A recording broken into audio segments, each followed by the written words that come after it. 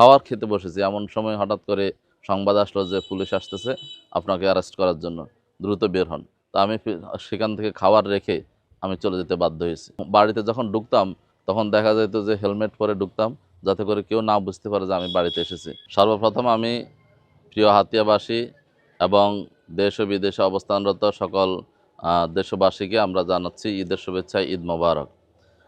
আসলে আজকে ঈদের যে অনুভূতি, এটা আমি সর্বপ্রথম আল্লাহর শুকরিয়া আদায় করছি যে আল্লাহ রাব্বুল আলামিন আমাদেরকে প্রায় ১৭টি বছর পরে আমাদেরকে মনের উজাড় উচ্ছ্বাস সব কিছু উজাড় করে দিয়ে আজকে ঈদের আনন্দ উপভোগ করার তৌফিক দিয়েছেন। আমি আজকে আমাদের এই অত্র এলাকার সবচেয়ে বড় যে ঈদগাহ, সেই সাগরিয়া মসজিদ, এই ঈদগাহতে আমরা নামাজ পড়েছি এবং এখানে সকল আমার এলাকার সকল মানুষের সাথে ঈদের আনন্দ অনুভূতি শেয়ার করার সুযোগ পেয়েছি। আপনারা জানেন যে বিগত ১৭টি বছর আমরা ঈদের আনন্দ উদযাপন করতে পারি নাই। এমনও হয়েছে যে আমরা এলাকায় আসতে পারি নাই। আমার খেয়াল আছে, স্মরণ আছে যে আমি আমার খালাতো বোনের একটা বিয়ের অনুষ্ঠানে এসেছিলাম।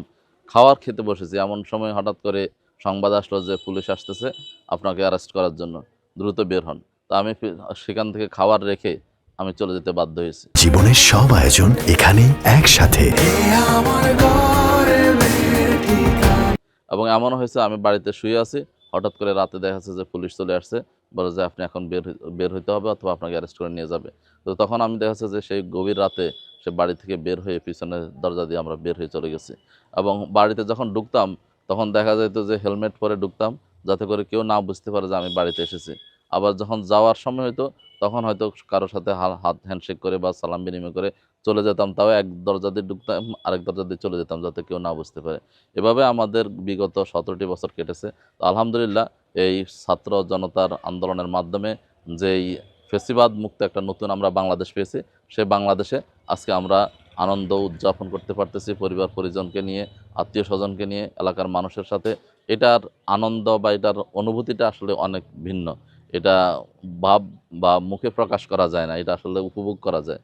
তো আমরা সেজন্য আল্লাহ শুকরিয়া আদায় করছি এবং এই ছাত্র জনতার আন্দোলনে শহীদ আবু সাইদ মুগ্ধ থেকে শুরু করে যারা জীবন দিয়েছেন, শহীদ হয়েছেন, তাদের জন্য আমরা উত্তম শাহাদাতের সর্বোচ্চ মর্যাদা কামনা করছি, জান্নাতে উচ্চ মাকাম কামনা করছি।